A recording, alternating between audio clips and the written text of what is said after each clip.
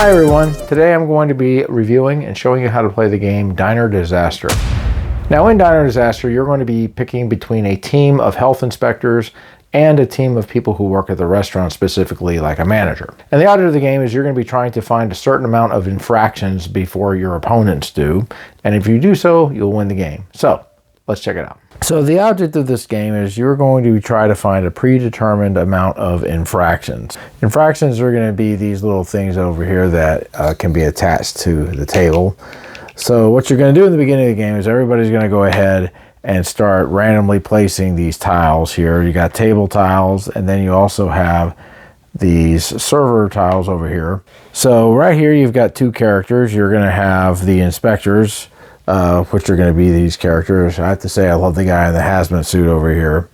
And then you're going to have the two people working at the restaurant, the manager and then the owner. And then you also have the chef over there that is going to be in the kitchen. So what both of these teams are going to be doing is they're going to be looking under these tables and under these trays to try to find infractions. And whichever team of players is able to do that is going to win the game. So there's three different actions in this game, and you'll be able to do one of those actions. First action you'll be able to do is you're going to be able to move, and you can move up to 5 spaces. So you'll go 1, 2, 3, 4, 5, or 1, 2, 3, etc. Now when you're setting up the tables, the only rule is you just have to be able to have a way to get to the table. So let's just say I had the blue player here. Now another action you can do is you can go ahead and play a card. Now there are 7 different colored cards over here, and each of these cards are going to do a different thing. The blue cards are going to allow you to search under the tables. Now you're not going to be able to take the infractions out unless you play a search card. Peek cards won't allow you to remove the infraction. You'll be able to go ahead and take off the infraction like so, and then you're going to put it on your side. Now one thing you can do is you can use these coffee cups over here to show that you've looked under the table. Now I could also put coffee cups on tables that anybody else has looked at. The yellow cards are going to allow you to move the table, so you can basically just rearrange the tables around. Red cards are going to be good to help alter your opponent's hand. Pink cards, those are going to be used to help peek, and you can also reserve tables. Reserve basically means is that you're going to be the only one that is going to be allowed to look under this particular table unless somebody else is able to get a card that removes it, like so. The purple card will allow you to take any non-purple cards from the stack over here into your hand.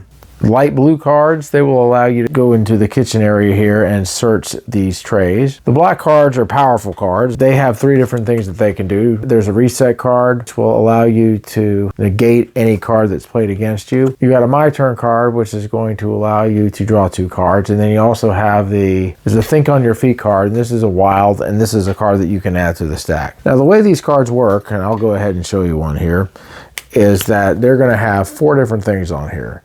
This one says all opponents discard a card. This one says all opponents discard a card at random. And then they increase in the value.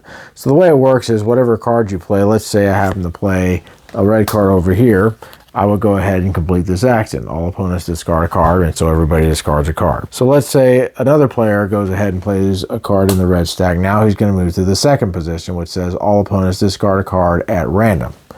And it's going to go up to 4. So if someone played a blue card here, this one says search an adjacent table. Now black cards can basically act as a wild, so I would be able to do the 3rd action with that. Once somebody is able to play the 4th action, you're going to go ahead and clear all this out, and then you're going to have to start over from level 1 again. Now what the chef's going to do is the chef can move up to 3, and he's going to basically be trying to kick people out of the restaurant. So if the chef ends up landing on somebody by exact count, he's going to end up getting sent back over to the welcome. And then the chef's spot will also be placed over here. So anyway, that's the way the game works. You're going to go ahead and be playing cards over here in these different colored areas. You're going to be looking under the tables, peeking under them, and trying to just get as many infractions as you can. And depending on how many players there are, whoever finds that amount of infractions will win. And that, folks, is the game. I used to work at Dairy Queen years ago, and many people who have worked at restaurants know what it's like when the health inspectors are going to be making a visit. Everybody is having to clean up everything because they can find like the littlest things and mark you down from them. So that kind of brought me back to my days of working at Dairy Queen when I played this game. Now, this game is interesting. I like the way the cards play when you play a card, and then if you play another card of the same color, then that's going to give you a more powerful effect. And then when you get to 4, you're going to go ahead and clear out all of the cards.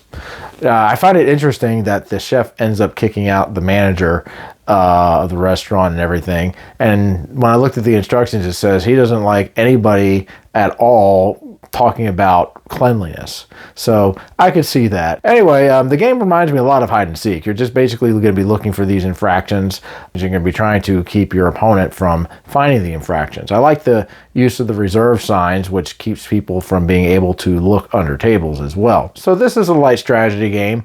It's easy to learn. I like the theme. It's a fun theme, trying to basically protect your restaurant or close the restaurant down. I think kids would definitely enjoy this game. And for adults, again, it's just a light game, but it's just something that you could pull out and have a little bit of fun with. But I think the gameplay is fine, and I would check it out if you are interested in games that have to do with restaurants and trying to protect them and close them down, and like games kind of like hide and seek too. Okay, guys, that's my review of Diner Disaster. We'll see you. Keep on gaming.